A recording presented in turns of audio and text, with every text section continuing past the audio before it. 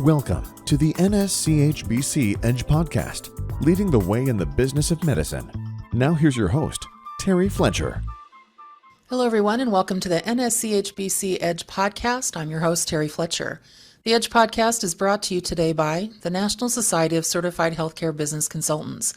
Our goal is to discuss healthy business principles, have conversations on the business side of medicine, so that you and your practice can thrive, be profitable, and successful for years to come. This week on the Edge Podcast, I welcome back healthcare compliance consultant Sean Weiss to the program. We're happy to have you back, my friend. We haven't talked to you in a while. Hey, Terry, Happy New Year to you. Thank you so much for inviting me on. Thank you, and Happy New Year to yourself. So our topic of discussion today is that, Sean and I actually participate in several podcasts away from the NSCHBC, but also we're bringing that kind of into the business of medicine because our topic is talking about the proposed changes to the 60-day rule for Medicare and also some of the 2023 updates that are really important to many physician and dental practices out there.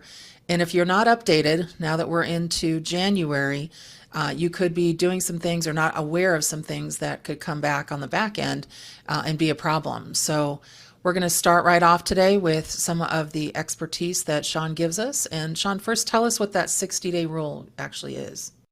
Yeah, so, it's in line with what the government tends to do right around the holidays when, there's not a lot of folks paying attention because we're taking vacation.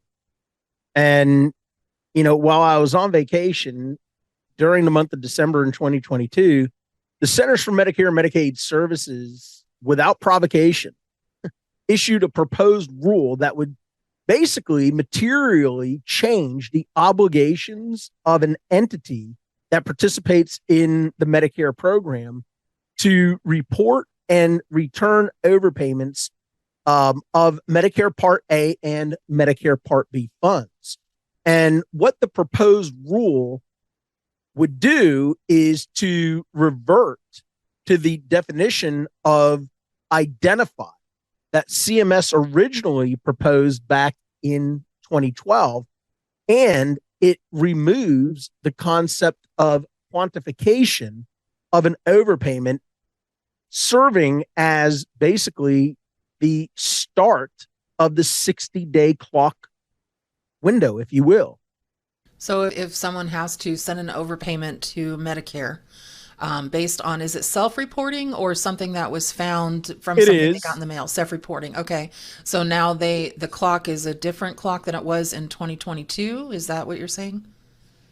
Yeah. So rather than allowing Part A and Part B providers, and remember, this also applies to suppliers, durable medical equipment suppliers, rather than allowing them time to conduct what we all refer to as reasonable diligence prior to making a determination that an overpayment has occurred, and allowing us the opportunity to quantify the amount of the overpayment as it's currently set forth in the current overpayment refund rule, which you can find at 42 CFR section 401.305. No, so I wanted to just kind of take one step back a little bit.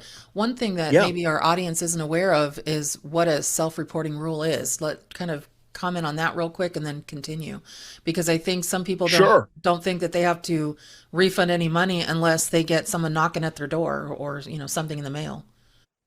No, that's such a great point.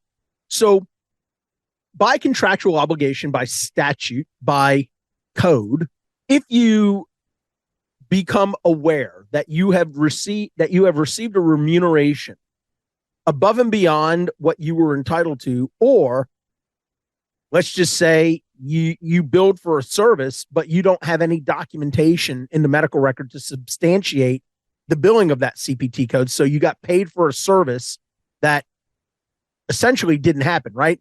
Because the old adage, if it's not documented, it didn't happen. So under Medicare regulations and as part of the Affordable Care Act, they created what's called the 60-day rule.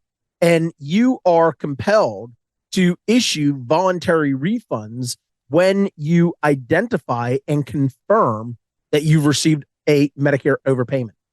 Okay. Let me take it a step further, Terry. Okay. The new proposed rule would require those who participate in Medicare Part A and Part B, with respect to overpayments, they have to be reported and returned within 60 days of the provider or supplier having actual knowledge, meaning just knowing that you received the overpayment. Your clock starts. Right now, under the rule, you have up to 8 months to conduct a bona fide investigation, and then you have 60 days once you've confirmed and quantified your overpayment to issue the refund. So now with the proposed rule, it requires that the overpayments be reported and returned within 60 days of the provider or supplier having actual knowledge or being in reckless disregard or deliberate ignorance of the existence of the overpayment. And what that means is, under the current rule, providers and suppliers that become aware of any potential overpayment that may have occurred are expected to investigate the existence of the overpayment and determine the amount before notifying the government and returning the overpaid amounts. Now, only after the quantification of the overpayment happens does the actual beginning of the 60-day clock begin to run on when you have to return the overpayment to the government. So essentially what would happen, Terry, is that the language that's already existing at 42 CFR, and CFR, for those of you who are not familiar with that term, that's the Code of Federal Regulations. So it's 42 Code of Federal Regulations, subsection 401.305A2. It states that a person has identified an overpayment when the person has or should have, through the exercise of reasonable diligence, determined that the person has received an overpayment and quantified the overpayment amount. And further, a person should have determined that the person received an overpayment and quantified the amount of the overpayment if the person fails to exercise reasonable diligence and the person in fact received an overpayment. So that tells us that we have an opportunity to do our reasonable diligence and then quantify the amount of the overpayment. That's the existing language. And what the proposed rule would do is, and again, it stays in the same section, it would change it to say that a person has identified an overpayment when the person knowingly receives or retains an overpayment.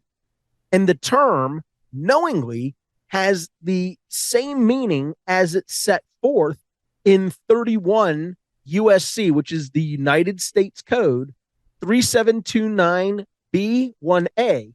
If you're not familiar with that section, that's the False Claims Act. And if you look at the main term that CMS is proposing, knowingly is defined at the section that I just stated for you in 31 USC 3729B1A. It means that a person, with respect to information, has actual knowledge of the information. Second, acts in deliberate ignorance of the truth or falsity of the information. And 3, acts in reckless disregard of the truth or falsity of the information.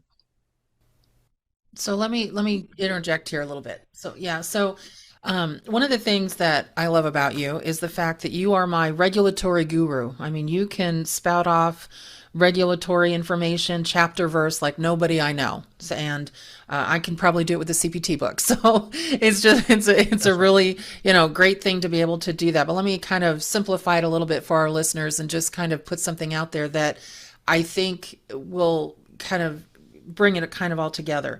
So one thing that you said that had a big impact when I first heard you say this not too long ago was that I think physicians believe that, and this, correct me if I'm wrong, but I think a lot of providers, use providers. And when I say providers, I mean physicians, dentists, mid-level providers, clinical staff. I think they believe that if they've done something wrong and it's not brought to the attention, or they knowingly know about it, then that's when this is impact. But you said any person. So that could be anybody, any healthcare provider, anybody in the office, anybody who knowingly knows that there's something that was done incorrectly, can be held responsible. But secondly, on this, I'm wondering if this rule, and I know I hear it every once in a while, most people come to me for an audit when they want to see if they're missing revenue, if they can capture anything else. Rarely do they say, I want to do an audit so that I can see if I'm doing anything wrong and I have to refund.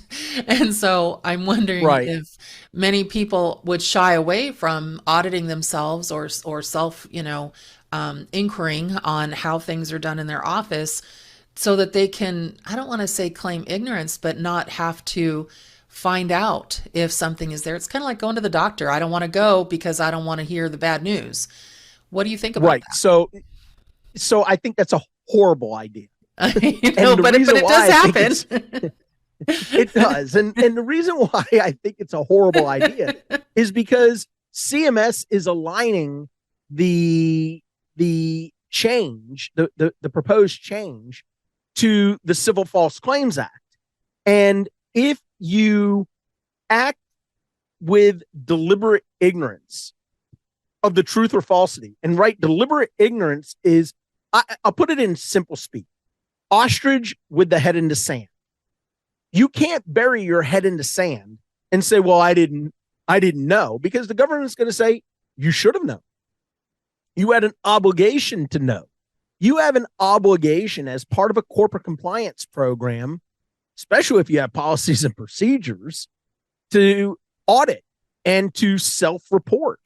If we had an hour, you and I could go into all kinds discussions about why you want to do this with the Office of Inspector General. But I'll sum this up for you and the listeners, Terry.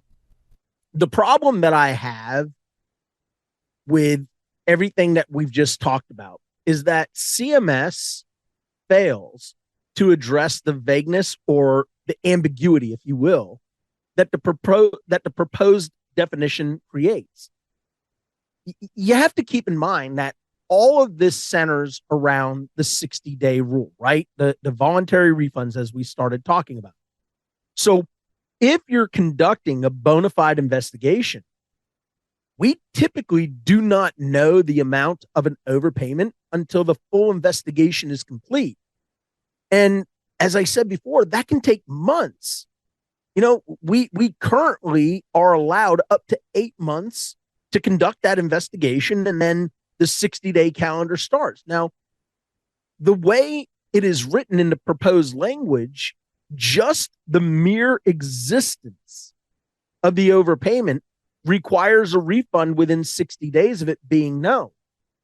But the question that I pose to CMS is, how can we issue a refund if we do not quantify the amount through a proper look-back period?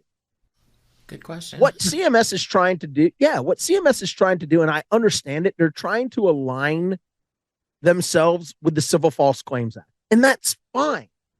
But you have to look at what you already have in the Code of Federal Regulations, which allows a provider, a person, a supplier, an opportunity to use and deploy reasonable diligence to conduct a bona fide investigation and to be able to quantify through a proper look back using a statistically valid random sample, doing an audit, confirming and identifying and then confirming your overpayment. Well, let me interject there too. One of the things that I think is really important too, and I'll kind of wrap it up with this. Sure. There's a wives' tale out there, or a myth, that practices think, well, if I do that and I send money back, that's going to trigger further audits for me. It's not. It actually is going to make you look really good in the eyes of CMS and the OIG, because think about it.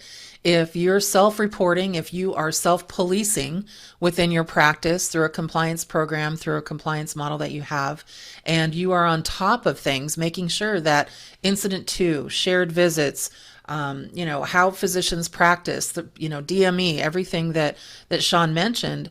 If you're doing things correctly and you're making sure they're done correctly on a consistent basis, because remember, staff come and go, provider changeover, and so you constantly have to educate on this. And if you can reflect, so let's say somebody does come knocking at your door, and you can show that you have self-reported if necessary, or if hopefully you have a compliance plan, that you also have a corrective action if there's somebody that's going against your policy. You show that you're not only have done your due diligence, but that you are a proactive and a practice who wants to do things right. That you're not trying to bury your head in the sand. You're not trying to hide anything. That you're not claiming, like you said, the deliberate ignorance. You're basically saying, I want to be above board. I want to make sure that I know the rules and I have staff in place that also know those rules. And we are continually educating, people in our practice, including providers, because I constantly get, Sean, that people are saying in a lot of practices, not only that they don't want to audit because they think it'll trigger an audit, or they don't want to self-report because they think it'll trigger an audit. And that's not true. Right.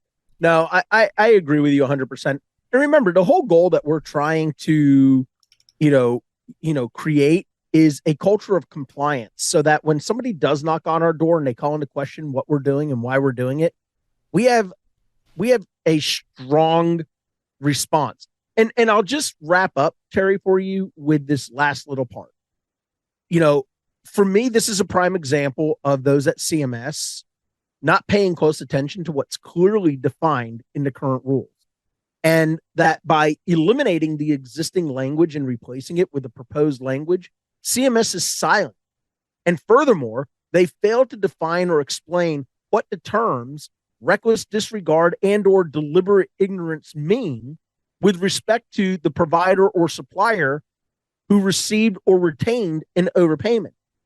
This was all, for anyone who's interested, this was all issued in the Federal Register on December 27th of 2022, and public comments on the proposed rule are due by February 13th of 2023. So make sure your listeners are commenting on the proposed change, because if this goes through, it could have wide-ranging adverse effects on providers and suppliers for Part A, Excellent. Part B, and Part D.